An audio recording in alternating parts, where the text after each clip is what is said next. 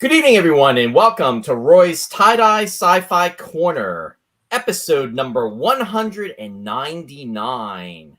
The Pink Panther strikes again, the classic 1976 comedy film with some science or sci-fi overtones, let's say, that came out back in 1976, starring Peter Sellers and Herbert Lom and Burt Kwok and also Leslie Ann Down. With me tonight to talk about this classic is my friend, my co-host, the one and only Mr. Ross Amico. Ross, welcome. Thank you, Roy. How's it going, Ross? Happy Sunday. Happy Sunday. Today is July 30th. What the heck, Ross? What the heck? Where's the summer going, Ross? I know how much you love the summer. Well, it's such a lovely day today. I had a hard time coming in to do the show tonight. But that's not why we're late. No, we're late because I was having some tech issues that I'm trying to resolve, and I hopefully resolved them. We'll see. Yeah. But it's okay. It's all good. And you know what? We've been through many tech issues before, and we will be through many tech issues again. So here we are. As long as your head's in a positive space, Roy. It is. Yeah. Because space is the final frontier. Yeah. Did you like my tagline there? That was pretty good, huh? Yeah. You, me, and the four viewers that are watching us right now, Ross. Oh, really? Well, they're all out enjoying the weather right now. That's why. Yeah, it is on vacation, Yeah. To your point, it was a gorgeous day. I mean, the humidity actually broke. This morning it was in the upper 60s. It was, it was really, really nice. Yeah, at least in our area. Yeah. Definitely. Yeah, for the Northeast anyway, for New Jersey, as we like to say. New Jersey. Anyway, I want to say hi to Christian. Christian is joining us from Canada. He's saying hi out there. Welcome, Christian. Thanks for being out there. I also see Martin Bend is joining us. Martin is joining us from New York. Welcome, Martin. He's saying hi, Rory and Ross. I thought I was late, but it appears I'm on time. Yes, you are on time, Martin. On Roy time. ERT. Ooh, Eastern Roy time. Hey, and Lou is out there. Lou, welcome. Lou is joining us from Rhode Island. Yeah, I'll come back to that in a minute. I was just going to share a story about Lou. And I see Dennis Chevalier is out there. Dennis is joining us from Canada tonight. Welcome, Dennis. We are well represented with Canada. I mean, we've got Dennis and we've got Christian out there too. So very, very cool. And what I was going to say about Lou is, and Dennis, Sue is out there. Hey, Sue, welcome. Thanks for joining. Good to see you out there. And Sue's joining us from Massachusetts. I was going to say, in regards to Lou, I actually got to connect with Lou and also Steve Feinberg, and we went up to the Star Trek Original Series set tour, and we drove up there. We met up on Thursday, and then Friday we made the trek, and it was a lot of fun. So it was cool. And I haven't seen Lou since, my God, it's been probably about 2.5 years. And you remember when I had him on the show, and we broadcasted his house, right, Ross? Absolutely. Yeah. Yeah. Well, he's been on a couple of times, but you did the show from his house the one time. Yeah. Right.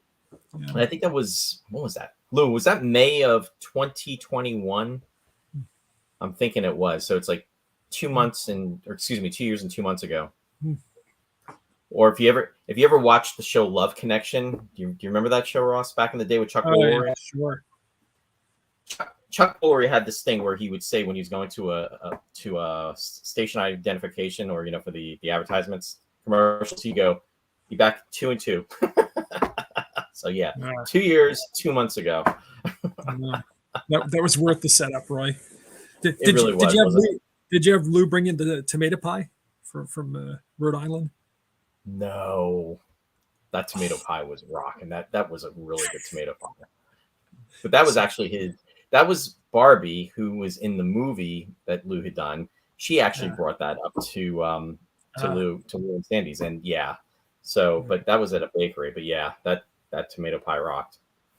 So anyway, that's probably there's two places that I've actually had tomato pie that I really, really like, and this is where I give a plug to Kumi's. That's in Phillipsburg, New Jersey. Kumi's. And then that place where we got it in Rhode Island. So there we go. Are you getting kicked Anyway. back from this? Yeah. Hey, Vince is out there. Vince, welcome. Good to see you out there. Glad you're out there, Vince. And also, Shari is out there. She's saying, "Hey guys, from Pipersville Pet Sitting. It's the Roy time. Lots of laughs. Hey." That gets an oosbach.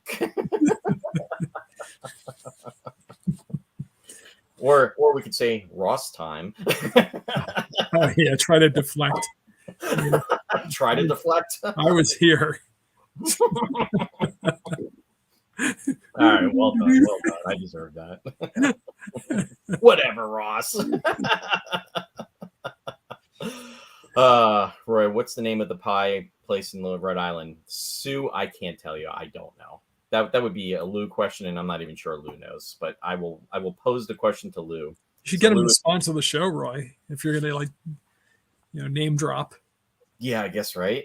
But anyway, whatever the name of that place was, that bakery, it was really good. And like I said, Kumi's. Oh, and Jeff Rubel is joining us, and he is joining us from out west. Welcome, Jeff. Good to see you out there. Hope you're doing well. And Martin is saying Ross is on 4-4 time. Oh boy. So anyway, always marching. Yeah. Marching to the beat. So anyway, before we get started, how was your weekend, Ross? Good so far? Good so far. That's good. Yeah. We're still a few hours left. Yeah. a lot can happen in the next 4 hours and 45 minutes. Yeah.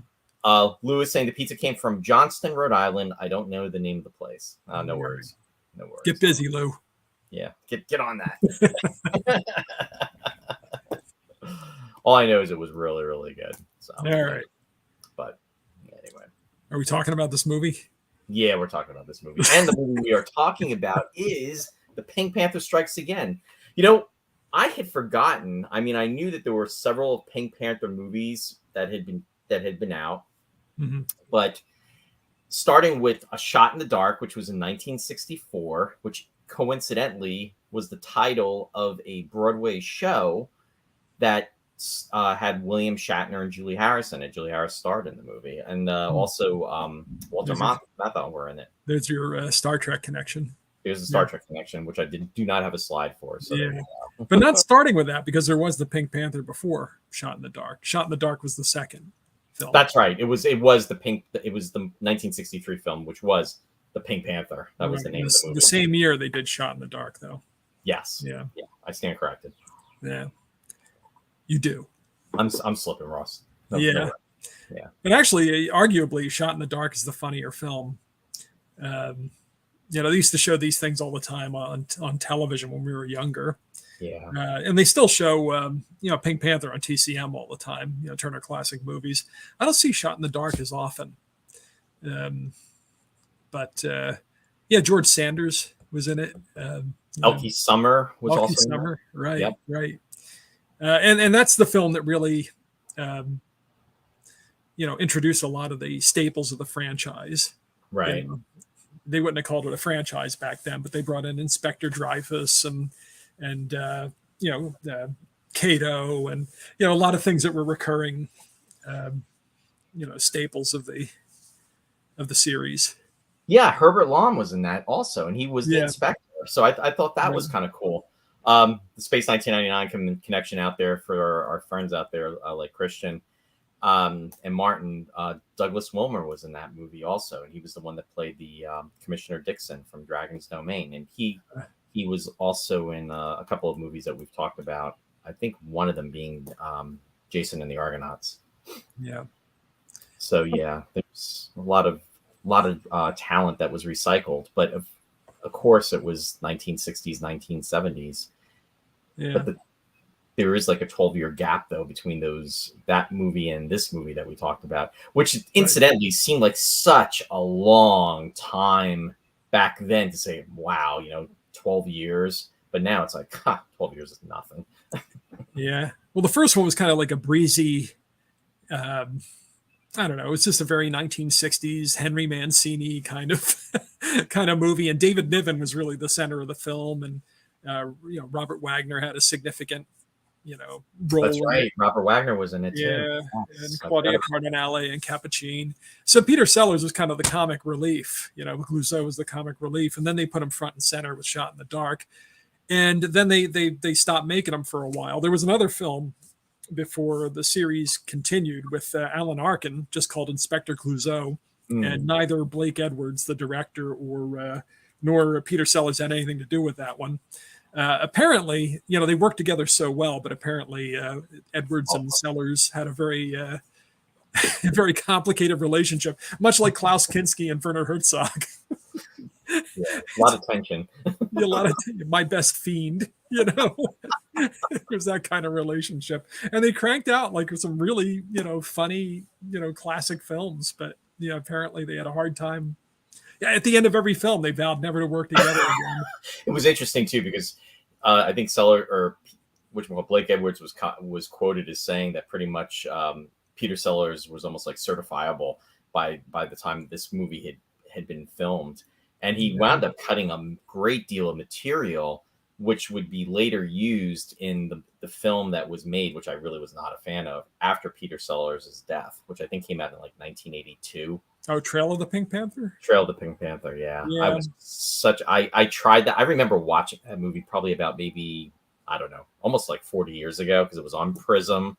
And I thought, okay, this is, going to be interesting. And yeah, it pretty much was not. Yeah.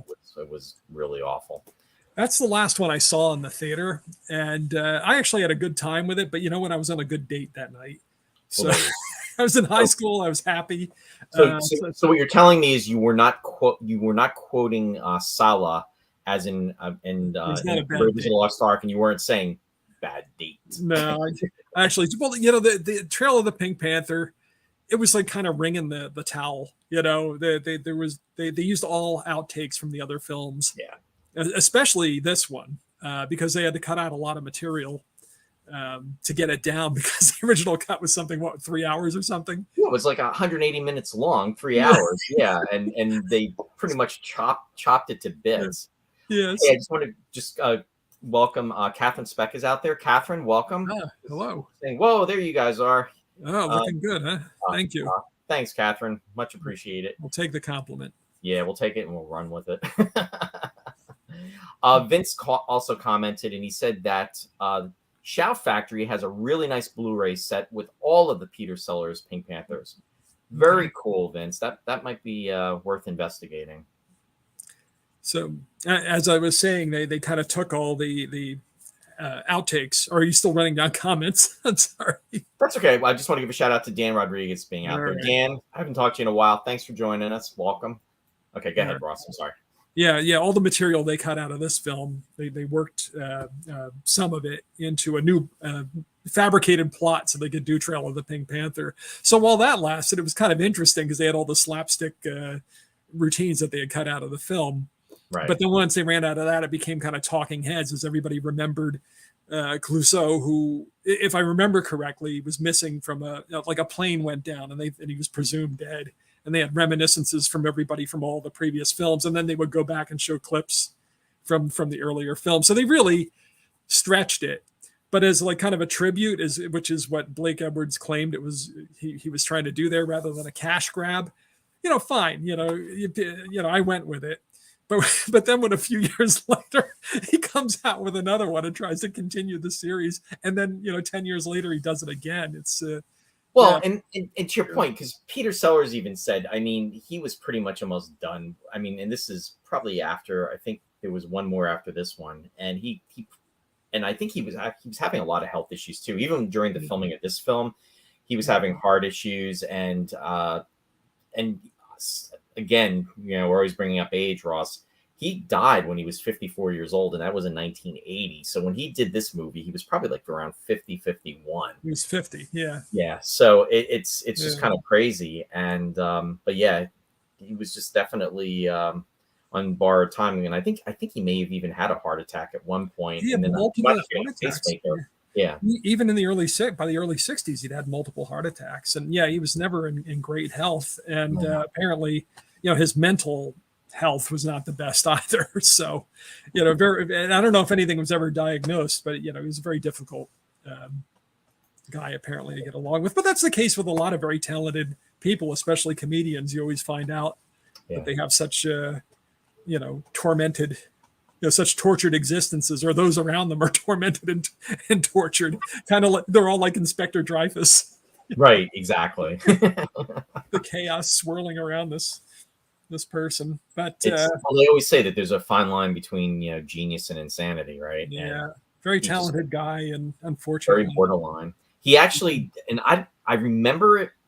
I don't remember if I saw it when it was on, or if I saw it after the fact and saw clips. But he was on the Muppet Show. Do you remember that?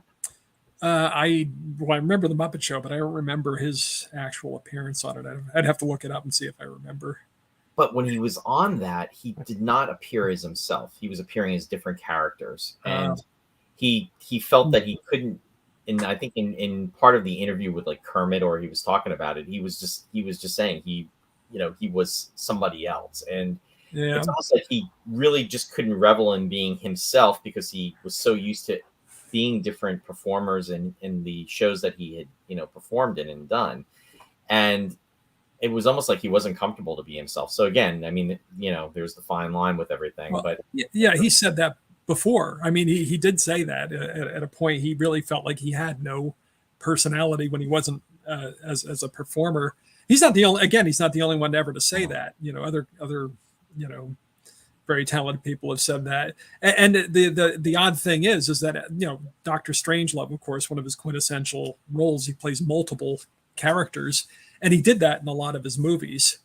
Not all the movies, but there enough times that I mean, Alec Guinness kind of was a precursor of that. He did Kind Hearts and Coronets, where he played all of the relatives in this family of aristocrats that this guy was trying to bump off. It was a dark comedy, so he would become the heir, kind of thing, right? And everything.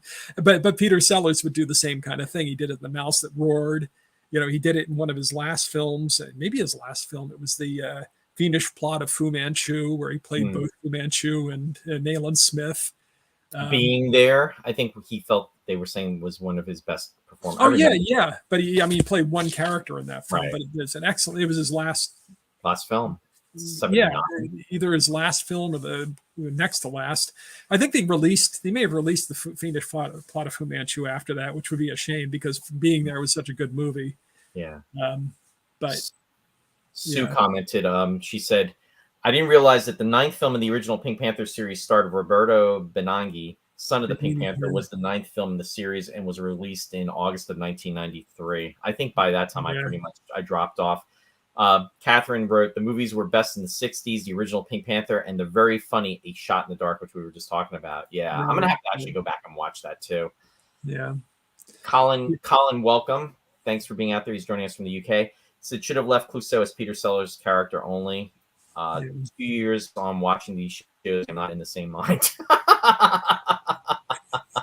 Are you talking about us, Colin? Was that a skip and a jump sort of thing? Jeff Rubel saying Kermit or someone asked him if there was a real him, and he said there was, but he had it surgically removed. Right. That's Thanks, Jeff. And Catherine saying Sellers was brilliant in Lolita, and of course Dr. Strangelove. And May's joining us. May, welcome. Nice to see you out there. She's saying she just got home from work. Hi, everyone. So thanks for being out there, May. And Martin is commenting, the best movie I watched that Sellers was in was Being There. Yeah. As one of his better ones also. Right. Yeah. So he left a lot of classics and a lot of very bad movies too.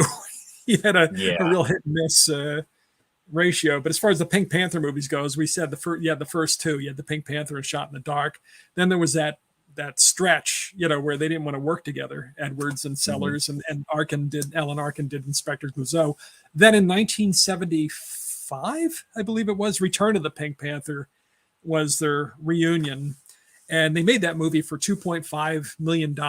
And it made over $100 million at the box office, which is big money in the 70s. And that was the movie that had Catherine Schell in it, and then also Christopher Plummer, and that essentially helped to make her an international star. And she, obviously, everybody out there knows her from Space 1999. from doing that. So that was kind And of cool. Christopher Plummer plays the same character that David Niven did in the original. And the Pink Panther. I mean, it's kind of like Frankenstein's monster and the Thin Man, where they keep calling the films the Pink Panther, or they keep calling it the Thin Man, or they keep calling it Frankenstein, even though it has nothing. You know, the Pink Panther is the diamond that's in the original film. Yeah. So the diamonds, but they just keep referring, like Pink Panther Strikes Again, Revenge of the Pink Panther, that sort of thing. Just like After the Thin Man and Son of the Thin Man and all that stuff. There's no, the Thin Man's only in the first movie, but they keep going, so you would identify it as you would Frankenstein's monster. Everybody calls him Frankenstein, but he's the monster. So Dan made a good comment.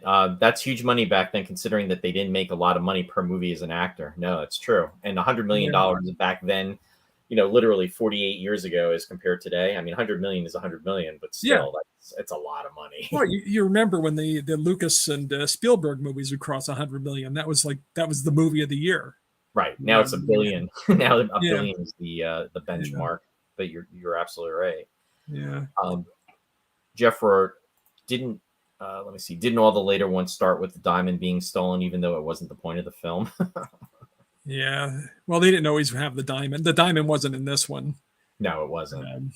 And I don't remember if it turns up in Revenge or not. That was the last one with Peter Sellers, the one they made after this. And by that point, he was pretty.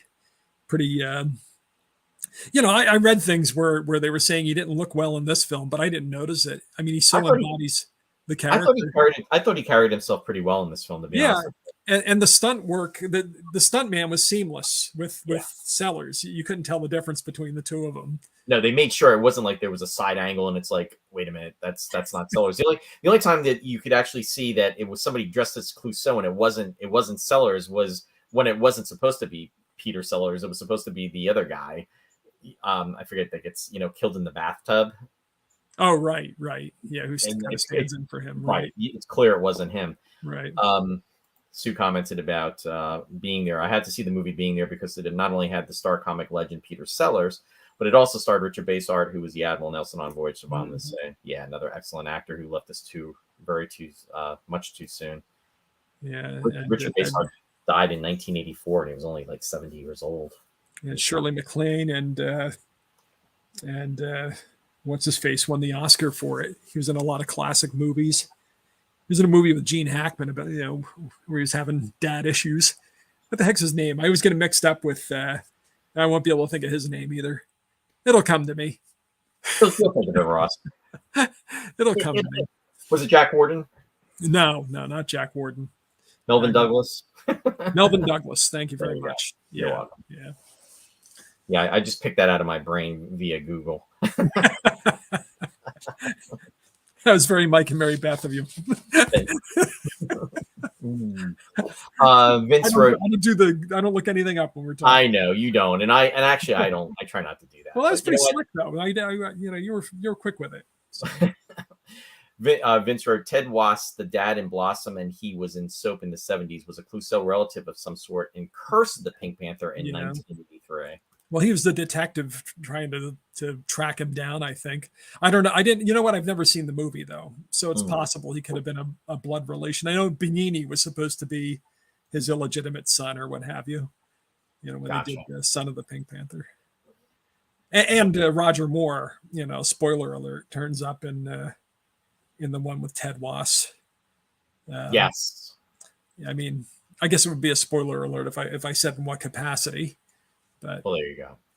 Yep, the cartoon Panther, exactly. Yeah, the Pink Panther, Fritz Freleng, who was from the Warner Brothers Looney Tunes. What do they call it? Termite Terrace. That crew of the Looney Tune artists. He was one of the guys that designed the Pink Panther with somebody, Holly Pratt, who worked with him also on Looney Tunes. The two of them came out. Were you a Pink Panther fan of the? Well, actually, let me reword that question. Were you a fan of the animated Saturday morning animated show, The Pink Panther, back in the 70s? Sure, I watched it. Okay. And when I watched these, when I went to these movies as a kid, the first one I saw in the theater, I guess, was Return of the Pink Panther, which would have been 75. or something like that. You know, I was always in for the cartoon. You know, I wanted to see the opening credits. You know what they did with it. And but yeah, I always watched the Saturday morning thing, and they used the Henry Mancini the theme music for Shot in the Dark. Remember the inspector Yep. that they had? Yeah, that was the theme music for Shot in the Dark they used for that for the Saturday morning TV.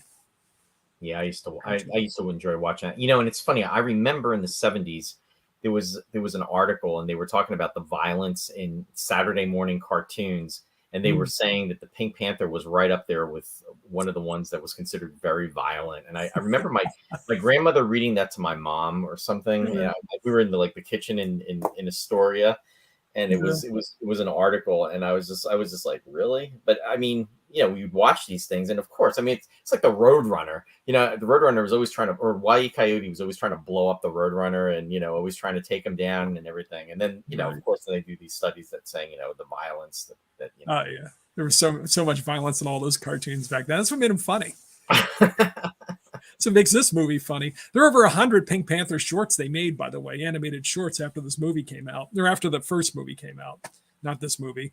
But it was such a big deal, and one of them won an Oscar. So, and then they developed the television Saturday morning television series that ran for more than 10 years on 2 networks. And everybody knows the cartoon character, or at least everybody over a certain age. I don't know if younger.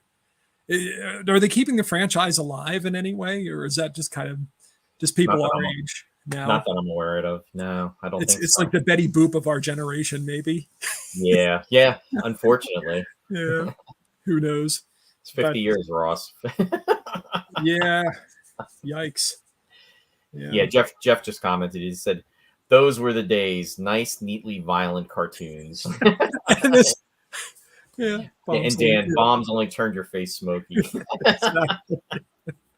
Except for those times that Daffy Duck went to heaven or hell or whatever it was, when he'd actually blow himself up.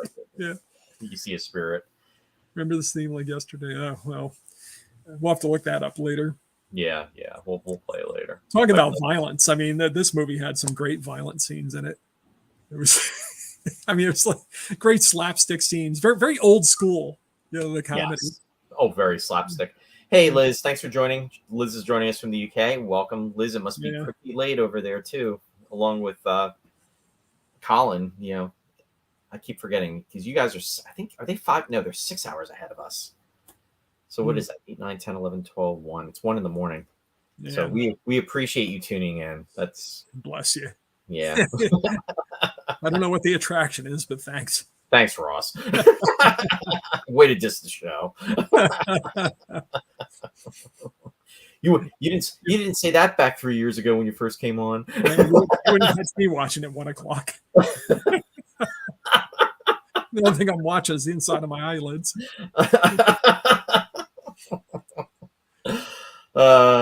This is what keeps us laughing. Okay, you guys are 5 hours. Okay, so that makes a difference. Wow. There you go. All right. Okay. We'll let you off the hook. All right. But anyway, so here, let me share a few slides because a few is all I've got. But anyway, there's the movie poster back in the day. Speaking of things coming down on somebody's head, you know, weight a ton. The all new adventures of the world's most bumbling detective. Right.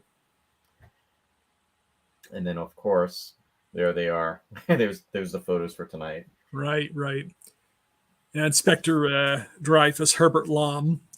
He's done a lot of stuff, Ross. He's got a long list. Yeah. Well, of course, the premise, you know, he just goes off the deep end. You know, he's always on the recipient of CLOUSEAU's. You know, he's always getting injured because of some kind of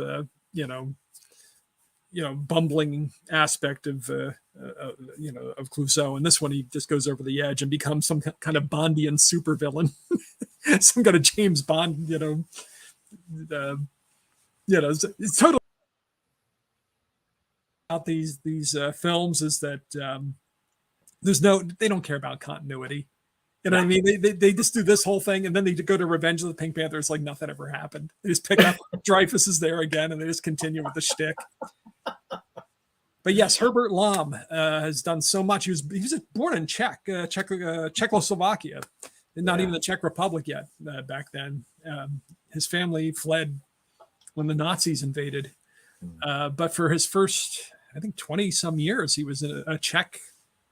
He was in Czechoslovakia, but he was an actor in his 20s there. He made his first films there. So it's pretty good that he mastered English. There is a little bit of some kind of accent there. I never picked it out, but he sounds like an English actor to an American ear.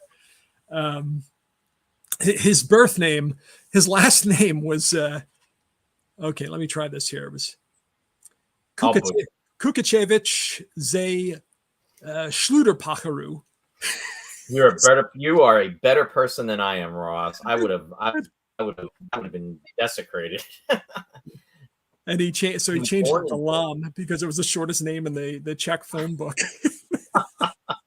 He was born in 1917, which is crazy. So if he was still with us, and he only died, I mean, I say only, but he only died 11 years ago. So he lived a very long, fruitful life. He was 95, but he went to England and he was a stage actor. He introduced The King and I there. Yes. He was the king when in the first London performances of The King and I. And then he was in movies, obviously. Mm-hmm. He played Napoleon a couple of times. He was in War and Peace with the one that had Henry Fonda and Audrey Hepburn and Mel Ferrer. Nino Rota did the music for that, I remember. He was in The Lady Killers. I mean, he did a lot of dramas and often played a villain, but he was in The Lady Killers with Peter Sellers and Alec Guinness. Yeah. They'd worked before together, which was kind of cool. Yeah. Although he plays kind of a menacing character. It's a comedy. They're thugs that are, living in with with an old woman. She was the cover, while they plan a heist. And one by one, they wind up getting bumped off. But and War and Peace. Oh, I said War. Did I say War and Peace? I already said that, right? Yeah, you did. He was in El Cid. I remember he was the head of the invading Moorish forces. And Charlton Heston is El Cid, and he tries to keep them out drives them out of Spain. He was Captain Nemo in Mysterious Island. The Ray Harryhausen film, and Phantom of the Opera. I remember watching this on Saturday afternoons. I used to watch the horror films, and this has kind of a throwback to that, where he's got the cape and he's playing the organ, right, castle. And it's funny you mentioned The King and I think he did over like 900 performances of that, and that came out back in 1953. So it was that's a lot of theater, which is very impressive. A long career. And he's so good in this. I mean, this is like his series high point as Dreyfus. Well, and even the way it starts out, I mean, with spoilers here, I mean, he's in the insane asylum and he's really trying to work his way out of this. And it's like the teaser of the film. And, he's trying to convince the what would you call it? I'll say the chairman or the head of the psychiatric hospital or whatever. The head of the psych ward. That he's been in for over 3 years. He's cured. He hears the name CLOUSEAU, and it doesn't faze him. He's ready to go. Nothing is going to upset him, and it seems like he's on the right path. And even right before he leaves the office, the chairman tells him, he says, at 2:00 this afternoon, I'm going to pretty much recommend that you are discharged. You've proven yourself. You've come a long way. And then, he's out in the garden and he's just kind of hanging out. He's enjoying the fresh air. And then who's there to see him is CLOUSEAU. And that's enough for Roy. That's comedy gold right there.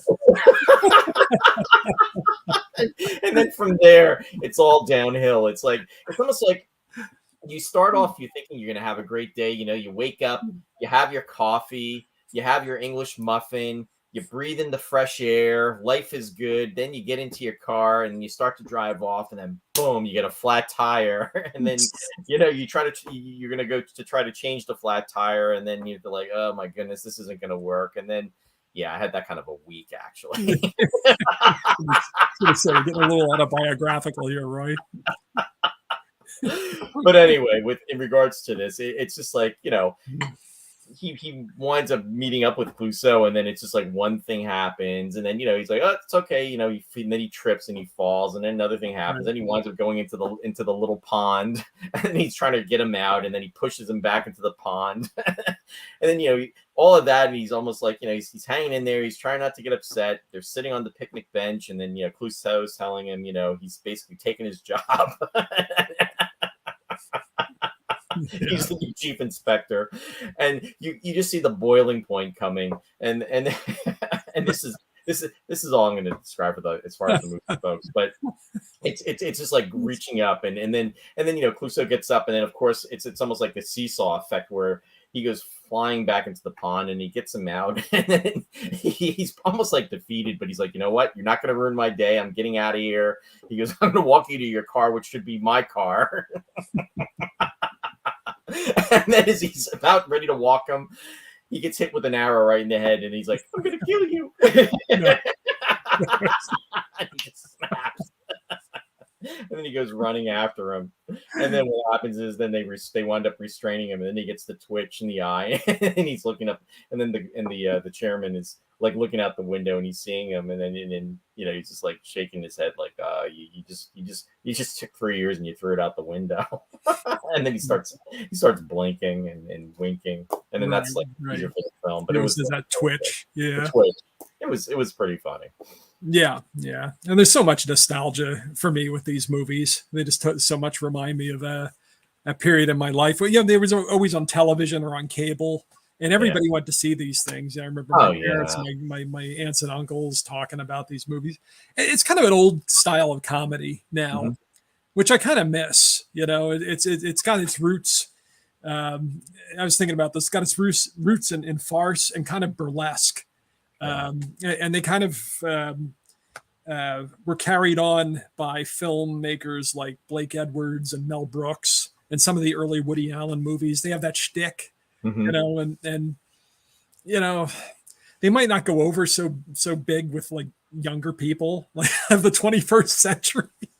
Well, I was reading your preview, because Ross kindly does with all prior to a show. What he'll do is he'll put like a little teaser out about what we're going to be talking about and discussing on his page, Classic Ross Amico, and you did reference that, and it's unfortunately you're right, because a lot of this humor is I think people can appreciate it, but I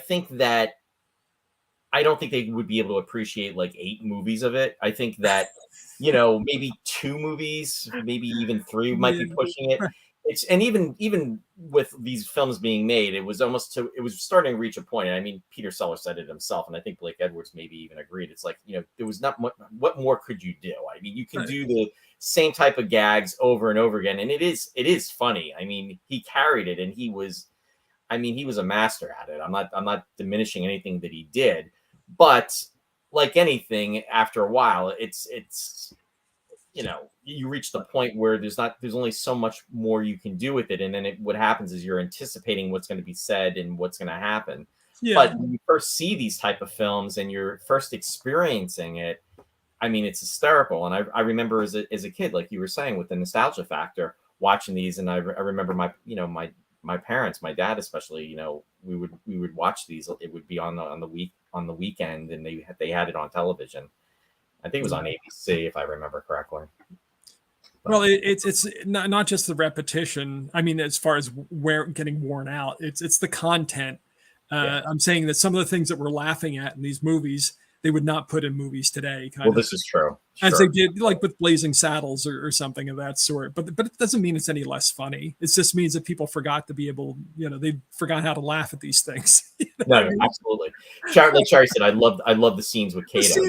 It was hysterical. I mean, it's hysterical. It's the funniest. And then they do it in slow mo. And they've got weapons this time. With the nunchucks. When that end comes off the nunchuck. And he's like, whoa. And he's like, Kato, the phone is ringing. The phone is ringing. And he's like, oh, I'll get it. And then when he goes to get the phone, he takes the nunchuck and he nails him. Oh God. Shari said, was that the right name? Remember seeing them at the movies, and my mom would be laughing so hard I would want to hide. Yeah. That no, you're right, hon. That's it was so funny to watch. I don't know what's so funny about violence, people getting hurt, destruction. But I mean, in the right context, though, it's well, and that's just it. I mean, even with that, it's like nobody really like, right. You know what I mean? Nobody really like got.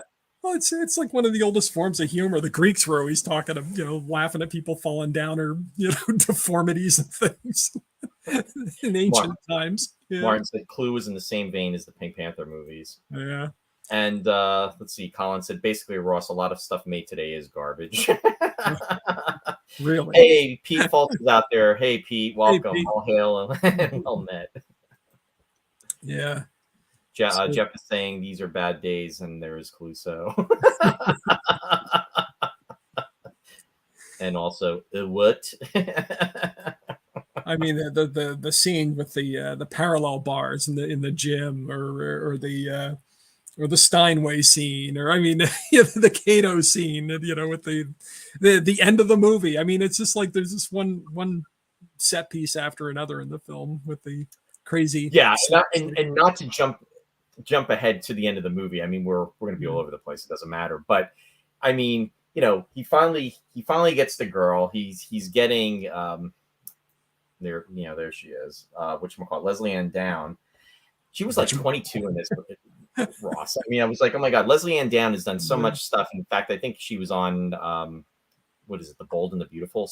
With soaps and everything. Upstairs, downstairs, and she was downstairs. Yep. Great Train Robbery with Sean Connery, and she's, I mean, another actress that really has a long list. Yeah. But, on Hanover Street. Yes. He gets the girl. Yeah. And he's like, what did you do to my bedroom? And then they have everything going on, and just the lights, the bubbles. Tom Jones and the bubbles. Tom Jones with his we'll talk about that later. I mean, yeah. and then what happens is he's hooking up with her, and then Cato is in the bed, and he's like, Cato, not now. And then the mattress comes up, and it with such force that it goes crashing through the wall. Watching you is funnier than watching the movie. And they're like, no. Exactly. For me, it's I mean, there's a lot to be said for Shot in the Dark, but for me, this is the funniest of the Panther film, like most consistently, because it's so outrageous. It's so over the top. It has no basis in the reality that rooted down into the rest of the series. Like the original ones, like I said, the original Pink Panther was like a real, heist, not a heist story, but he's a jewel thief, right. David Niven, and it's kind of rooted in reality. And CLOUSEAU was the slapstick, comic relief. But by this one, it's just that's all out the window. It's just like we're going to just do whatever we can and make it bigger and crazier, and that doesn't always work. But in this movie, I think it does. It did in this. Yeah. I want to say hi to Deborah. Deborah, thanks for joining us tonight. Deborah's joining us from Phillipsburg, New Jersey. Welcome. Good to see you out there, Deborah. And Colin is saying Roy and Ross could do a remake of the Cato scene. I'd be happy to. Yeah, I'm sure you would. Be like the Zuckerberg Elon Musk smackdown. No.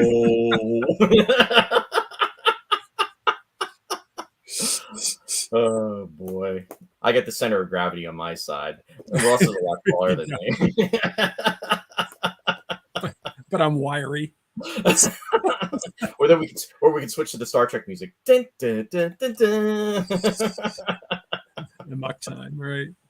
Yeah, it reminds me of the entrance at Wendy Kane's party back in 1983.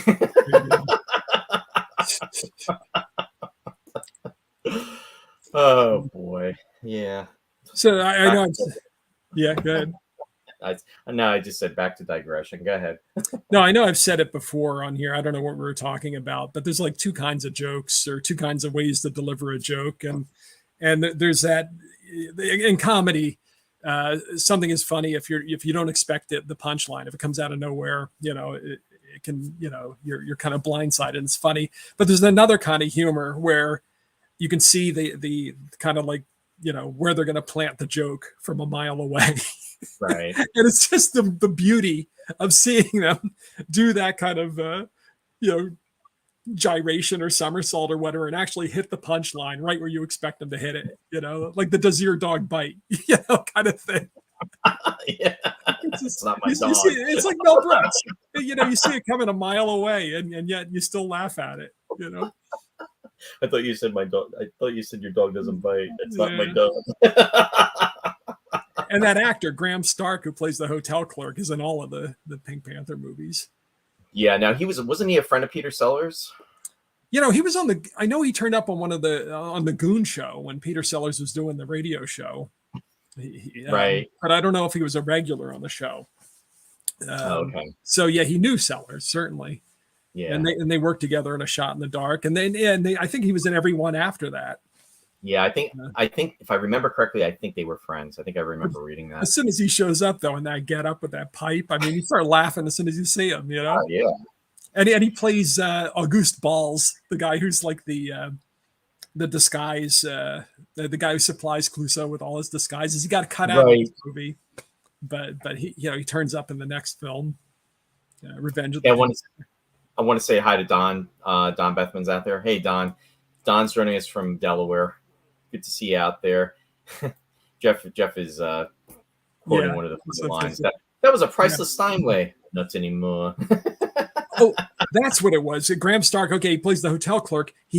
Who played Auguste Balls in this was Harvey Korman, but they cut him out. They cut him. Yeah. Yeah. But so he plays Balls in the next movie. But I mean, by the way, that's like sometimes the level of humor of Blake Edwards. It's very, very juvenile. Oh yeah. And that's the thing. It's like some of it's very funny, but then the juvenile stuff, like the bodily functions, the sexual humor, like all the lowest common denominator stuff.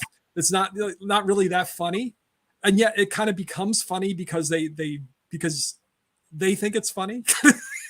Right. It gets kind of postmodern or kind of meta or something. It just kind of gets twisted. It's like, a flatulence joke. That's not funny, but it's funny because they think it's funny. Yeah, but I don't know what I'm talking about. But yeah, so Harvey Korman plays Auguste Balls in this, and they cut him out, but they put him into Trail of the Pink Panther. Then they put some of that in there, from what I recall. Now, I have to ask you, Ross. Now, you said you saw this movie in the theater, right? This one, I don't know that I did. I know I definitely saw Return in the theater, the one before this. Right. I may have seen this one on television. I'm not sure. But I saw Revenge in the theater too, so it's entirely possible that I did. Okay. It depends on what night my parents went. Maybe they went to see it with my aunt and uncle or something. Gotcha. Yeah, because I would have gone to see it by myself at that point. I would have only been, when was this out? 76. I would have been, I would see Star Wars. Yeah. But I would have only been 10 years old at the time this came out. 10 years old. I know I saw this. It was on television. I know I didn't see this in the theater. Yeah. It's possible I saw it on TV first. Yeah. I'm trying to think of one of the earliest recollections of seeing a movie with my parents. And I remember us going to the drive-in, but I don't remember what they saw. Was it a Mega Man? What was that? Was it a Mega Man? No, that was you and your dad's movie. No, it definitely wasn't a Mega Man. But the one that I had the clearest recollection for that was in the movie theater, and I'm pretty sure it was 76, would have been the Bad News Bears, and that was it was a movie theater in Paramus, New Jersey that we went to, and it's just so clear with me. And then that's like 47 years ago.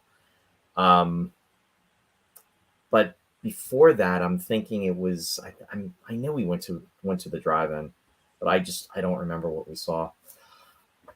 Don's commenting saying, you probably already covered this, but Herbert Lom shines in this. I'll watch anything he shows up in. Love his delivery. Yeah, we were just talking about that earlier, Don, but no, absolutely. We're in total agreement with you. I mean, we were just saying about his credentials and his list of movies that he's done. I mean, he's very, very diverse actor, very talented, and he really had a long run too, with everything that he's done.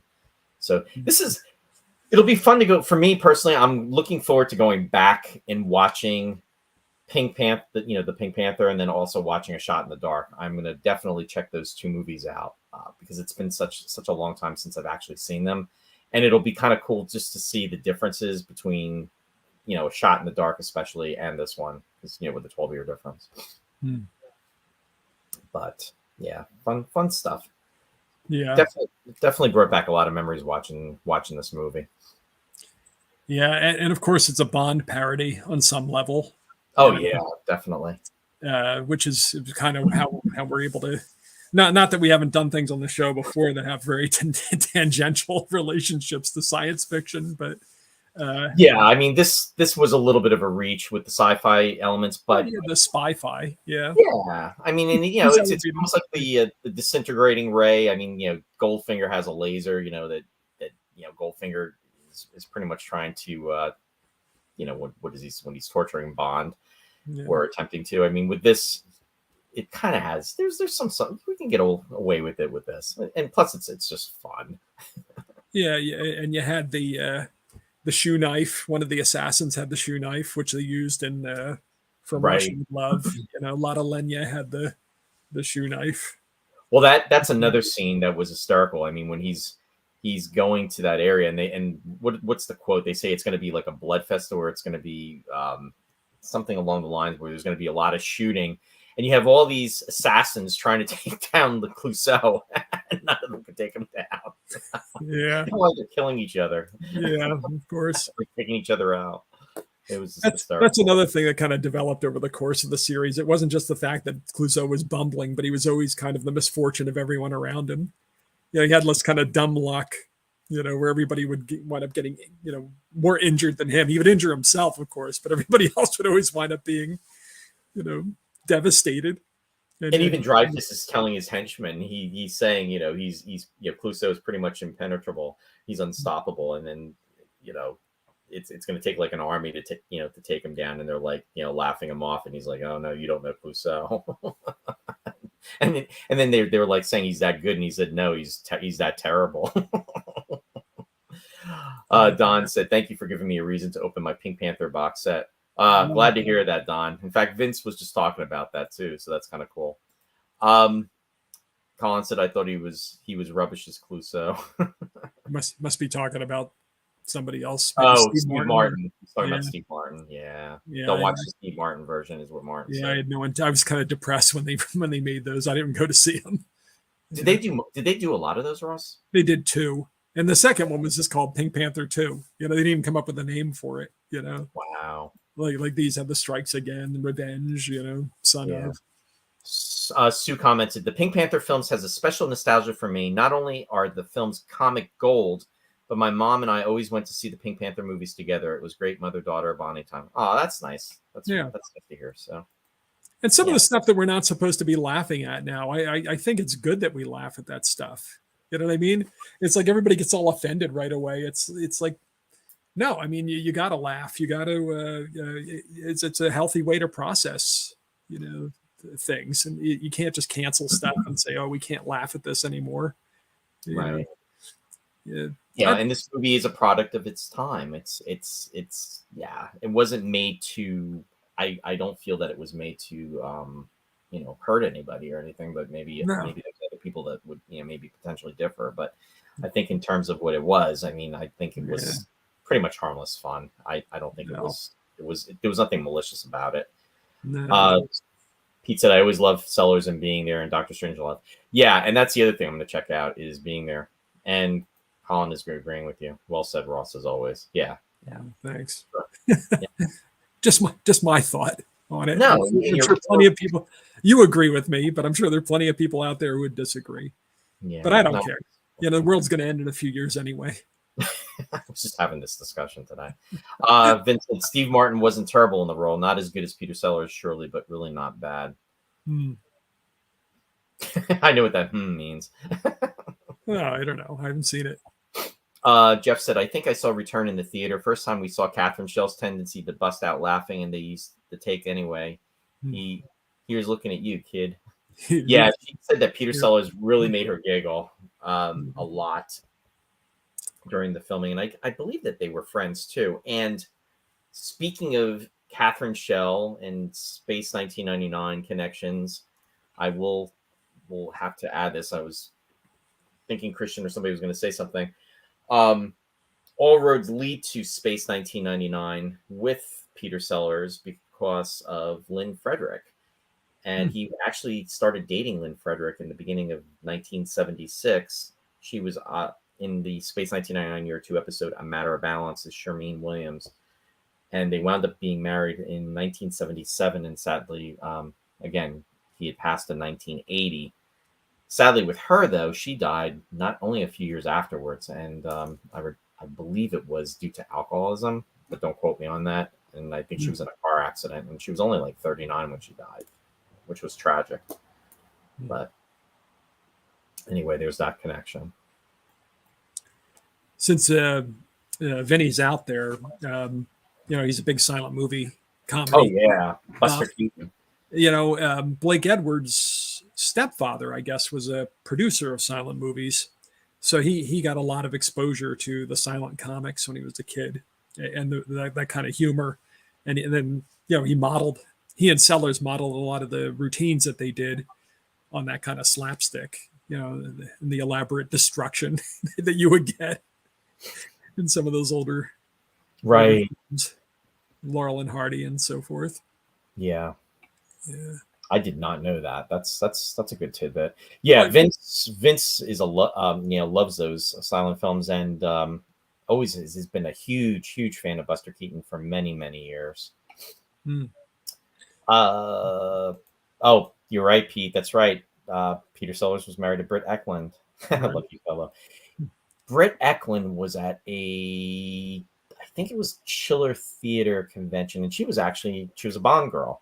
She was in the movie with Maude Adams, if I remember correctly. She played oh my goodness, what was her name in that movie? She was also in Wicker Man. Yeah. Wicker Man, yeah. Oh, it was the man with the golden gun, I think she was. Right. Yeah, she was at the table there with Christopher Lee. Yes. Right. Says thanks. Yes, the man with the golden gun. Yeah. Good something, I think, was her name, and I can't think of the rest of it. Good. Now, what was it? Holly. No, I can't remember. I can't think of it. Sue is saying it's been a long time since I saw Being There, but I remember being there. Very good. Well, very good. Yeah. The first time I saw Being There was in New York, and during the end credits, they had it over outtakes from the film. They had a scene where Peter Sellers was talking about being held up by this guy Raphael, and it was hilarious. It was the funniest part of the movie. But I went to see it again at the State Theater in Easton, and they didn't have it. It was just the end credits. So for some reason, they didn't have that outtake reel or that scene. That's weird. Yeah, it is weird because I saw them within weeks. I went to see it again in Easton. Thank you, Martin. Yes, good night. That's right. Was it Holly Goodnight? What was her name? I don't remember. No, you're thinking of Holly. I'm thinking Holly Golightly from the other from Breakfast at Tiffany's.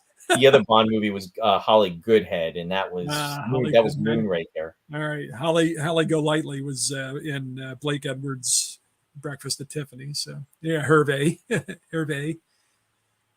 Yeah, we were talking about that earlier, Pete. Yeah, Melvin Douglas, Shirley MacLaine, what a cast. Yeah, absolutely. Right. Breakfast at Tiffany's. Yeah. Yeah. The list goes on. Also, Andre Maran, who played, usually plays Dreyfus's assistant, but he was Clouseau's assistant in this one. He grabs the tie and hits his head on the desk or whatever. He turns up in Thunderball. He has a cameo in there. The parrot that was in the gay bar in the movie actually belonged to Diana Rigg. Did you know this? I did not know that. That was her parrot, but she couldn't take care of it. So her stunt double on the Avengers took the parrot, and that's actually her stunt double in that scene with the parrot on the Oh, shoulder. oh Um, wow. and the parrot went on to appear in 2 Bond films. It was it Oh was in it was in For Your Eyes Only and The Living Daylights. So, yes. so that's an inadvertent Bond. That was a post appearing in this film. It was a Bond connection. You know what I mean? It was inadvertent. They didn't know at the time it was going to be a Bond parrot. Right. Parrot Parrot D. Yeah, D. I remember that parrot in For Your Eyes Only. I don't remember it in The Living Daylights, but I do remember it in For Your Eyes Only. That's really And interesting. of course, Tom Jones they use in the sing the song that Yep. was nominated for an Oscar in the film.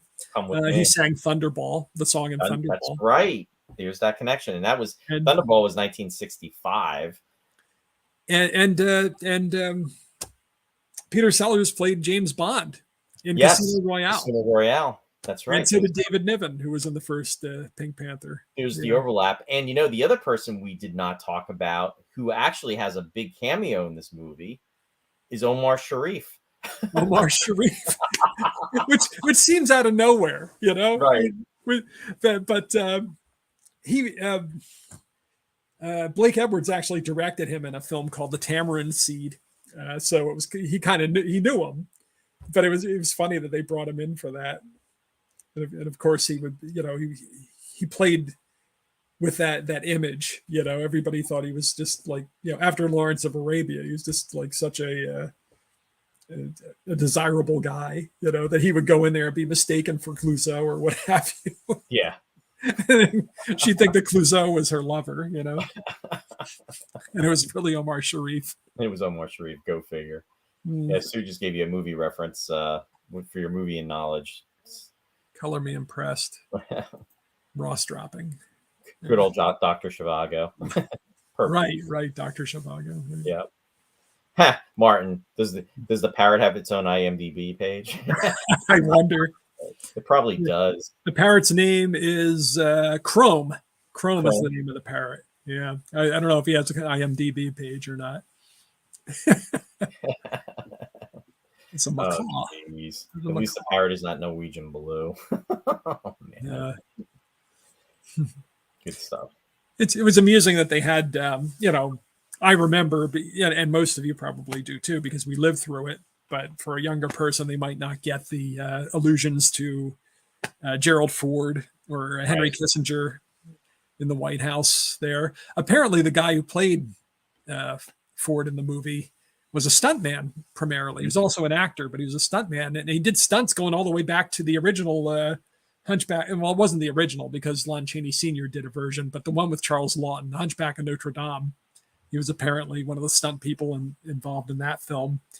But here he's playing Gerald Ford. And he was in a couple of other Blake Edwards films. In fact, I think he died right after they did 10 or something. Oh, okay. And the guy who played Kissinger was in a bunch of other Blake Edwards films also. He wasn't, he's supposed to, be Kissinger. They call him Secretary of State. They don't give names. Right. But we know who they are. Right. Especially when the movie took place and everything. It was. Right. And Sellers, of course, he did Dr. Strangelove, which was in part, a parody of Kissinger. Not totally, but he was one of the influences there. May just commented. She said Toby Robbins, who was in Bringers of Wonder from Space 1999, was also on For Your Eyes Only. Yes, you're absolutely right, May. She played. Toby Robbins played the mother of the lead actress. I think was it Carol Bouchot, and she's playing the mother, and in that, and unfortunately, her mother and father, Toby Robbins being one of them, being the mom, gets killed on that boat when they're on the boat in the helicopter or the plane does the pass, and then that's what starts the whole movie. And interesting too, because you can actually hear her dialect because she's not dubbed like she was in the Space 1999 episode. Urko 2005 is out there. Is that Matt or is that John? I don't know. With the Motley. Welcome. Disclose yourself. Identify yourself. Who are you? Anyway, welcome to the show. Leonard Rossier was in 2001. Okay. And Don saying, I like how the film takes its time with some of the humor, like the nightclub scene. Yeah. Yeah, which is interesting. It's kind of a foreshadowing of Victor Victoria, which Yes. Blake Edwards also directed later, and Julie Andrews, to whom he was married, dubbed the voice for Jarvis, the transvestite butler. Yeah. She sang. What is that? What is that scene? Only Blake Edwards in the 1970s, folks. Yep. Yeah. Part of movie history, and there it was. Because earlier he's the butler. Oh boy. Yeah. And that one scene was funny because he's like, he's been shot and he's been taken out, and Clouseau gets to him, and he's like leaning his way up to Clouseau, and you think he's going to say something, and what he does is he plants a kiss on the cheek, and then he dies. And you're waiting for him to say something. Spoiler alert. Spoiler alert if you haven't seen it in 48 years. They kind of all blend together because I've seen so many of these things, but going back and watching this one has so many of the classic Clouseau bits. Yeah, it really does. Colin said he didn't know that. But got to go to the music, Ross. Henry Mancini. Henry Mancini. Yes, Whoops. indeed. I lost it there. Did you lose it? Yeah. Are we off? No, we're still going. Yes. Yeah. There you go. Hank Mancini. There you go. Henry Mancini, born Enrico Nicola Mancini. His father was an Italian immigrant, a steel worker. But Henry was interested in music. He saw Cecil B. DeMille's The Crusaders back in the Crusades back in the 30s. And I don't know who the composer for that film was. Rudolph Kopp, Kopp. I don't know any of his credits. I just know he saw The Crusades. He loved the score, and he determined after that's what he wanted to do for a living. And he was only a kid at that point. He took up the piccolo at the age of 11. Wow. And he grew up outside Pittsburgh, so he started studying piano in Pittsburgh, and he learned how to write arrangements. And already as a young man, a teenager, he was writing arrangements and submitting them and having them performed by prominent people. He went to Juilliard for a bit to study piano. Then when the war broke out, he enlisted and joined the U.S. Army Air Forces. And he met Glenn Miller. Miller Band. On the service. And Glenn Miller got him into the music, with the bands and so forth. But at a point, he was in with the engineers. He was out there in the field. And they helped liberate a concentration camp. Wow. So it wasn't just one of these guys where he stayed home and played in the band for the entertainment of the officers or what have you. He further studied with Castelnuovo Tedesco. Mario Castelnuovo Tedesco is a mouthful. Another Italian American composer, born in Italy, actually born in Florence, but he came here to flee fascism, and he taught not only Mancini, he taught John Williams, Jerry Goldsmith, Andre Previn, all the powerhouses. Nelson Riddle. These are all people that studied with Castelnuovo Tedesco, and Mancini was one of his pupils as well. He wrote 100 film scores, just kind of laboring in the kind of the back. I can't think of the word. He didn't even get credit for the first 100 movies that he worked on, because it was like they were B movies you kind of cut your teeth on. Sure. So he would work with other senior composers, and he wrote music for films for Creature from the Black Lagoon or Tarantula and that kind of thing. And he'd write a few cues that were in there, but he wasn't the primary composer. And then he started to break out, and he did films like Touch of Evil, the Orson Welles movie. Ironically, he did the Glenn Miller story, the film version of the Glenn Miller story, since Glenn Miller played such a an important part in his life. He did music. Then when he got involved with Blake Edwards, he did music for Peter Gunn. Everybody knows the Peter. That's what we got shut down for, is playing the music for Peter Gunn. Remember? Right. Television themes, folks. If you want to have some fun, go back to our show back from, I think we did that when? Was it back in March? If any of it still exists, I don't know. Are any of those still up there? Or they just mute no, the they are. I think there were like five different pieces of that, and I think at least 4 out of the 5 survived.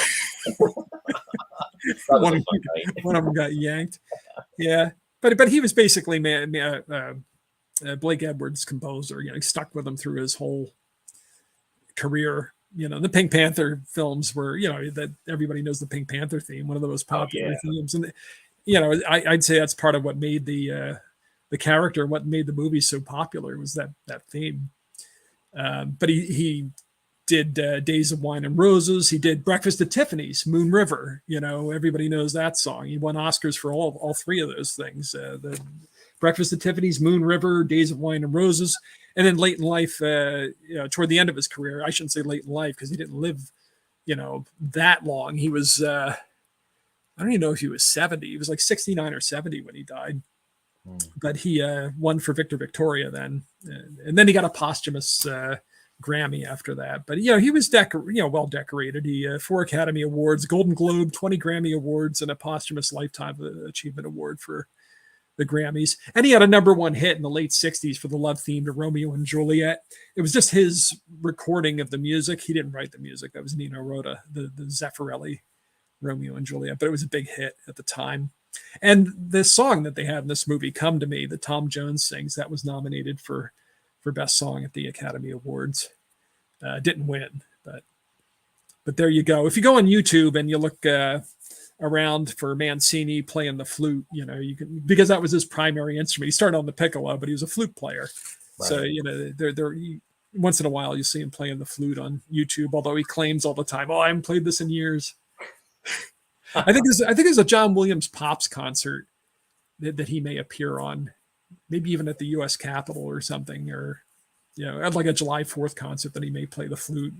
I may have seen that sometime. Could you imagine if they were all assembled, Ross? I mean, can I know how amazing that would have been. Yeah. Colin commented saying, Pink Panther's timeless score. And Martin commented about our show that we did with the music. He said the music. Yeah, that was epic. That was fun.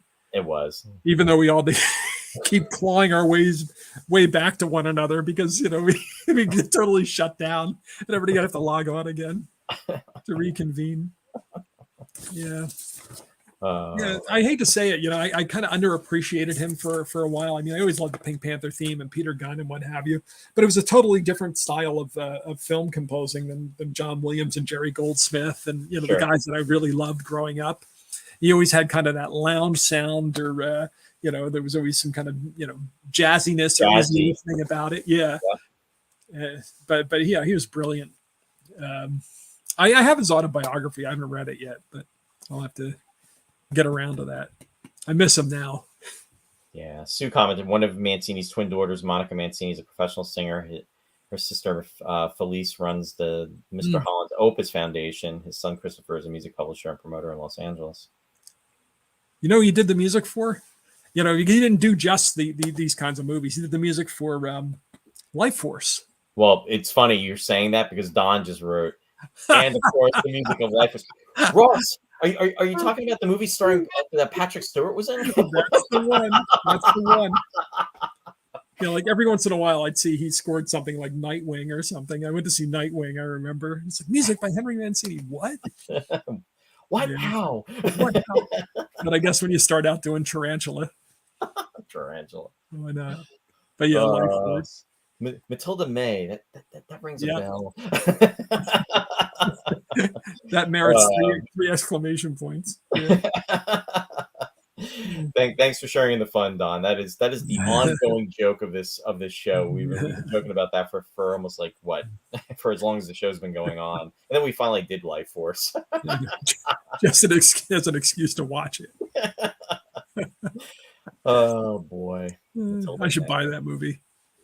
And I told you I met thank compliments of Edwin Thrower when I went to the Doctor Who convention last year. The his Peter Davidson's wife was in Life Force. Oh. She was one of the astronauts. Hmm. So, Oh yeah. I know the one then. Yeah. so it's really funny. Hmm. Don is saying, excuse me, Jeff is saying Nightwing, the one tune Commander Riker would never play on his sax. Sorry, that was Nightbird. It's okay. It's all good. Yeah, and then you mentioned Tom Jones. I There mean, you go. when you say Tom Jones, I always think of "It's Not Unusual to Love." Right. The Welsh Wonder. Of course, when I think of Tom Jones, I think of Henry Fielding. I think of Albert Finney in the movie. Oh, Totally different Tom Jones. Yeah. Yeah, I remember Tom Jones. He turned up in the Jerky Boys movie or something. You remember the Jerky Boys? I remember the Jerky Boys. Yeah, The prank phone call guys. I don't Yeah, remember. they made a movie. They made a movie, and of course, I went to see it. Of course. I said, this is for me. I have no doubt, Ross. Yeah. But yeah, we had to mention Tom Jones, but you already did. So Tom Jones and the guy who played the Mafia Don from Prizzi's Honor was in it. Oh, really? William Hickey. Yeah. William Hickey. Okay. Yeah. Yep. Yeah. Martin is saying Greatest Tom Jones is still touring. Still touring. There you go. My aunt was a huge Tom Jones fan. She followed him around for a while. What's New Pussycat? Yep. Yeah. What's New Pussycat? Right. That's funny. Good stuff. But anyway, yeah. I mean, all in all, fun movie. Definitely dated, but if you haven't seen it, definitely check it out. Again, thanks for bringing that up, Vince, in regards to that collection. And then Don was saying he was gonna break out his collection, DVD set, Blu-ray set. So yeah, Yeah. They're good medicine. You can call them dated, but they're part of me. Oh yeah, it's a part I'm of dated too. I missed that era. I mean, I was talking to Jeffrey Morris about this earlier today, and this is another aspect of it, but even with the science and everything that took place in the 1970s in regards to what we grew up with the space program and everything. I mean, that was a specific time, and there was an aura, there was a feeling of, accomplishment that was going to occur, and, the progression. Every decade, and we've said it before on the show, has its tone. And unfortunately, a lot of that, for the most part, has been lost that we felt during those times. And I don't know. I really wish that we could get some of that back, and maybe we will. And I also wish that, folks that are, young adults, I'll say, now would be able to experience some of that. We're in such a different direction with everything. Well, you just have to squash any beauty, any fun, or any hope. the eternal optimist, Ross. And then you're living in the 2020s. It's like, oh, look. Oh, Twitter. It's such a nice little bird. Oh, I like that. And that's now X. It's okay. There you go. Ross said it. You go see Indiana Jones, and you have to be assaulted by 22 minutes or by 20 minutes of the worst things you've ever seen in your life. These dark trailers with people getting blown up, and I thought we were going to escape the dial of Ross tonight. It's like, come on, people, totally blew it. World War II. What do the studios do? They go into overdrive trying to boost people's morale. You know what I mean? And make everybody feel good about things. And we have the pandemic. And what do? It's like, here, let's have some more of this. We could be sitting home watching, Casablanca, like a modern version of it. You know what I mean? They could be turning out these things, but no, we don't want to do that. We don't want to build your morale. Too easy, Steve. we just want to show you how miserable life is. Yeah. Like I said, Ross, the eternal optimist. Yeah, I'm right. Colin said, "Say it, Roy. The 21st century ain't good overall." I'm glad that we have the ability to all get together and do stuff like this, which we would not be able to do if not for the internet. But it's like there are plenty of times where I say, I could go back pre-1995 and be perfectly happy. I mean, I wouldn't know any of you people, so that would stink. But you mean 1985, right?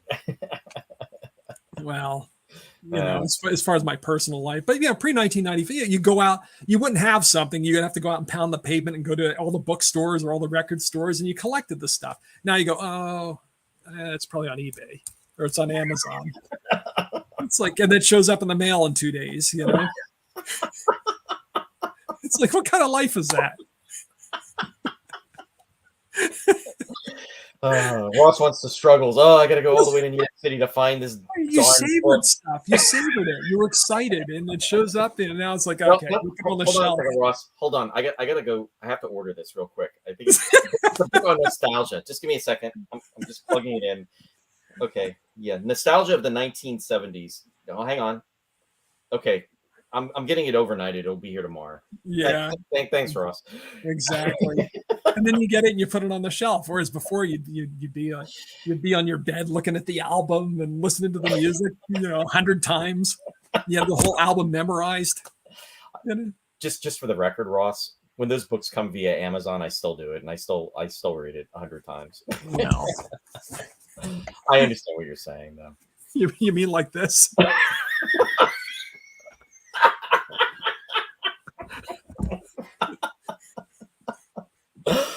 Oh goodness, we needed a good laugh. Yes, Martin is saying yes. Each decade has its benchmark in comedy and drama. Yes, and Jeff Rubel said a lot of that started in the '90s, and then now Star Trek has dance numbers. Enough said. Yeah, I heard about that, Jeff.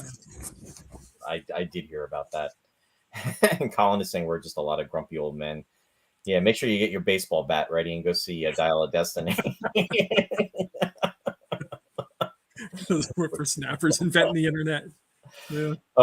Ross, I missed 3 hours spent in record shops looking for that one LP. Yeah, it's absolutely true. Absolutely. Yep. I remember going to the record store, and I went up and I was looking for. It was funny. I went up to the girl and I said, this was back like in the '90s. I said to her, I said, hey, I'm looking for a song, and she's like, what is it? I said, all I want to do is make love to you.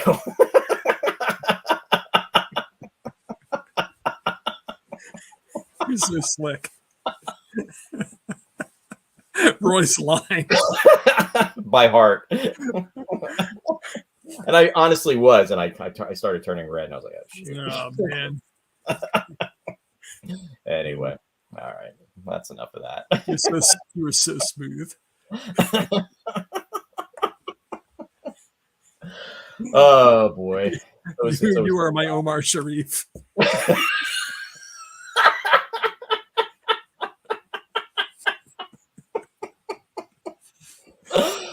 Oh boy. Sherry's like, yeah, bookstore girlfriend. Oh yeah. No, that was the radio store, hon. That was the record store. That was in the 90s. Oh god. That's so funny. Oh. I can only think of that line. It's not my fault. It wasn't my intent. Come here, you. Meds, Roy Neds. Oh shoot. Anyway, I think we should go to the shout out. Let's wrap this up. Oh goodness. Oh man. I'll tell you if I can get the shout outs to come up. No, it's not working. Nobody cares. Nobody cares. Nobody cares. Here we go. Just tell them. Just tell them. Just say tell what them, it Roy. is. Tell them. Yeah, bringing you creative awareness with our shout outs. No, Deborah. Have not seen the Barbie movie. Have you seen the Barbie movie, Ross? No, I haven't. I would go see if it was like a Barbenheimer thing. If I could get in on that catch that wave, I would go see the two of them.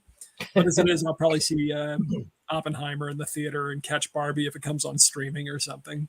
Yeah, Oppenheimer looks really good, or Oppenheimer, excuse me. Either one works. Yeah, and then there's also whatchamacallit, Dead Reckoning, Part 1, Mission Impossible. Yeah. Yeah, you can have that one. No, we're looking at, actually, Sherry and I are looking forward to seeing that. Good, enjoy it. You're like, yeah, whatever.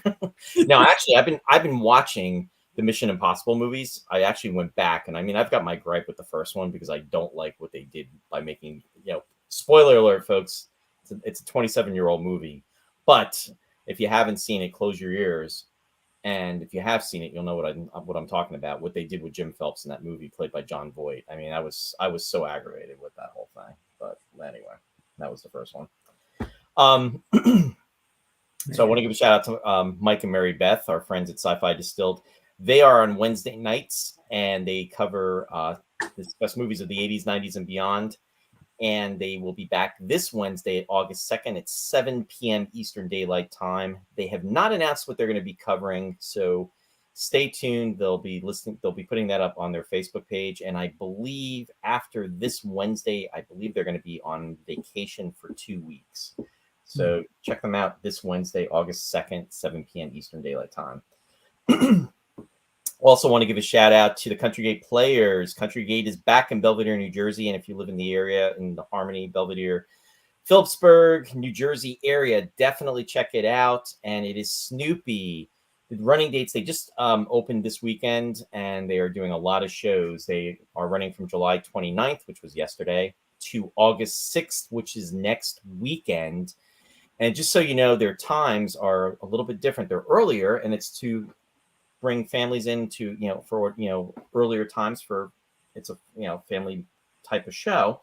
So for the matinee, it is at 1 p.m. Eastern Daylight Time. And for the evening show, it is at 7 p.m. Eastern Daylight Time. So just make sure you just look into that. You can go to the website. You can check it out. It's at www.countrygate.org. Or you could go to Bill Scarato's website, which is www.billscarato.com. And we actually saw it last night, and they did a very nice job. In fact, Sherry was in it 11 years ago, and she played Lucy, which was kind of cool. Also want to give a shout out to Captain Phil's Planet on WUSB 90.1 FM, Stony Brook, New York. The captain's schedule is alternating Thursdays from 3 to 5 p.m. Eastern Daylight Time. And then he's also on Friday nights, 9 to 11:30 p.m. Eastern Daylight Time. And you can go to the website for information on the captain's schedule. I also want to give a shout out to, to Snow and Martha in regards to Studio One Thrift.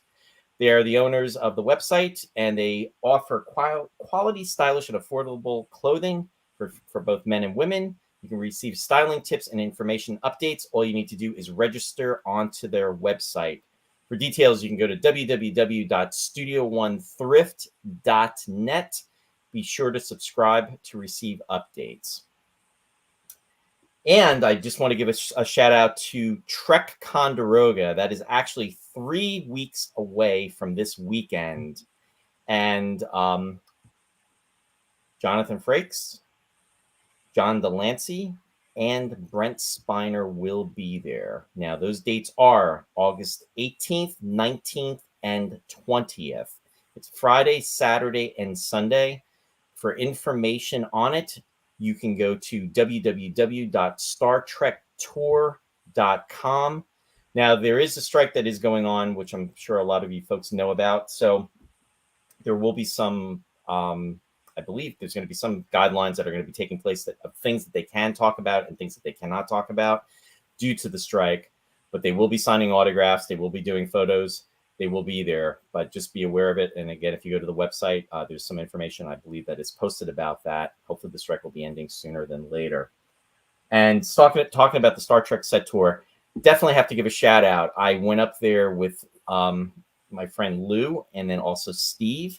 We went, and I was saying earlier, we went up, met in Ticonderoga Thursday night. And then what we did was we went on Friday to the set tour. And I was almost not going to get dressed up because it's like, I like to say that I was wearing my second season uniform, but with the fifth season stomach. So when you're wearing those uniforms, you have to like suck it in or lose some weight. So I was trying to do a little bit of both and was not successful on many counts. in between chicken fingers. In between chicken fingers, yes, which Ross will never let me forget about. But anyway, the 11 p.m. chicken fingers. yeah, like 2 years ago when we were up at Ticonderoga. Oh boy! But anyway, if you Was have that the yeah. if you have the opportunity to go there and you have not been there, definitely check it out. Part of the fun for me was Steve was never there before. This was his first time up there, and he had a blast. And Lou had just been up there in May for the very first time, and I really wanted to go, with Lou for his first time as well. But anyway, we went through the tour. Tour was excellent. Anthony was our tour guide and photographer. We were taking photos with our cameras with the tour that we had gotten, and Anthony was taking photos for us as well with the tour that we had gotten as well.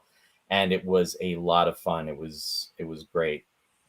So anyway, definitely had some moments of hamming it up, so to speak, or just trying to do all those things that you like to do when you're there. So anyway, definitely check it out. That's my plug for the Star Trek set tour. It's StarTrekTour.com. And again, a lot of fun. Thanks to James Coley and his accomplishments up there with that. Were any of our other regulars up there? Did you see Mary Beth or? No, Mary Beth and Mike weren't up there. Essentially, it was just a regular day going up there. There was no special events, so that's what really made it nice for us too. And we had our own tour. It was just the three of us. Yeah. So I did see some familiar faces. We got to talk to James a little bit, and then also Susan was there, and then Ashley. She was one of the first people I actually met back in 2014 when I went up there, and she's always been super sweet and super nice. And when I went up there for the very first time, in fact, I was on my way to whatchamacallit. They did an open house, and this is even before they were doing the set tour. This is where they were doing it was like an open house because they were still doing the fan films up there, and they opened it up for a day, and they had folks just coming through, and I wanted to get up there because I'd never been there, heard about it in the Star Trek magazines and everything. And then when I got up there, I had like my Anavos uniforms and everything I brought there, and I got changed, and then I just pretty much got to be on the set, and I was just like so blown away. So it is incredible. I mean, I could go on and on about it, but again, the fun was again seeing Steve react to it, and he was just amazed. And then also with Lou, again, this being his second time, and Lou was taking a lot of great photos too, which was really cool. Did you go and say, I would like a room? No. I also want to give a shout out to for the Doctor Who convention that's coming up, and in fact, it's the same weekend. It's Friday, August 18th to the 20th, which is that Sunday. Originally, I was planning on going to this, and this is going to be a big convention as well. And this is in Long Island, Doctor Who convention. Originally, Catherine Schell was scheduled to be at the convention, but unfortunately, she is not going to be there. And of course, Catherine Schell, we were just talking about being in the Return of the Pink Panther. Return of the Pink Panther back in 1975, as well as being Maya in Space 1999 year 2, as well as guesting in The Guardian of Parade. But anyway, I just want to reinforce the information for the Doctor Who convention. The website is www.longislanddoctorwho.com, so you can find out information about the guests. They have a lot of guests that are going to be attending. It's going to be a huge event. The next thing I want to just put out there is we've been posting a lot on the Space 1999 sites and also on our pages. So there is, if you have not already heard, there is a documentary that my friend Jeffrey Morris has been working on. It is The Eagle Has Landed. It is actually, production has started on this. Now, there is going to be some information that's going to be coming up very shortly about this documentary. But first, before I get to that, if you are a lifelong fan of the Eagle or Space 1999, but really centering around the Eagle, if you have a photo of yourself with the Mattel Eagle, whether it be, or any Eagle carnation, whether it be from present day or especially if it's from the past when you were a kid, definitely send it in. You can send the email to eagledocumentary@gmail.com. Again, that's eagledocumentary@gmail.com. And if you can write just a few blurbs about it, just to talk about it, and your feelings about the Eagle, and when you first became aware of it, just information, and it's information that is going to be shared on the website, and also this part discussion that we're going to be discussing in the documentary as well. There's a lot of information coming up with that. And with that, Ross, can you let us know what's going on and what you have brought? Yeah, since the weekend's over and both of my recorded shows have already aired for the weekend, I'd say just keep an eye on my Facebook page at Classic Ross Amico. The Picture Perfect, the movie music show, and the Lost Chord, the neglected classical music show, neglected repertoire. They are now airing on a radio station called KWAX. So think of a duck like quacks. KWAX out of the University of Oregon. I write about it every week on the Facebook page, though. So if you want to know what's coming up, look on Friday. That's when the film music show will be airing. Yeah, because the weekend's over and there's no point in plugging if it's a week away. Since I don't know what's going to air next week, I haven't submitted the shows yet. No, that's and I understand. But at least the folks out there will be aware of the times and when you're doing it. Though. Yeah, that's good. Yeah, Friday and Saturday. Gotcha. On KWAX. KWAX. Yeah. Cool. Google it. Yeah. Thanks, Ross. Thanks, Roy. Keeping it short. And lastly, I was just talking about the film documentary that Jeffrey Morris is going to be doing. So I will be back with Jeffrey Morris this Friday, August 4th at 7 p.m. Eastern Daylight Time.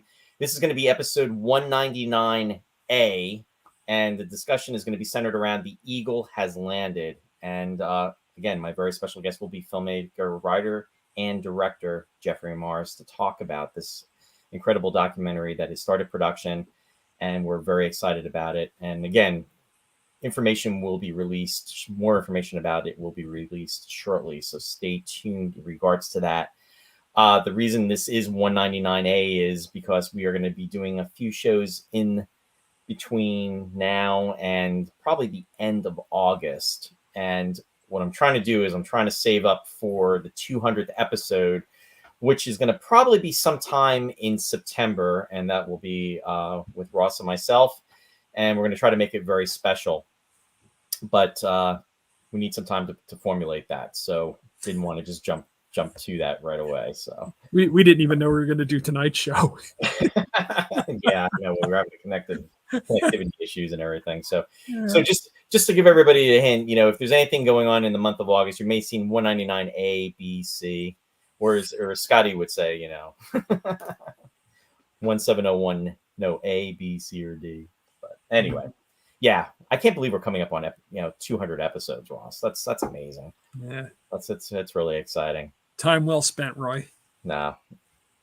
And Martin is saying, are you going to be doing Orca for the 200th? And I'll give you the quick answer to that, Martin. No. Didn't we already do it?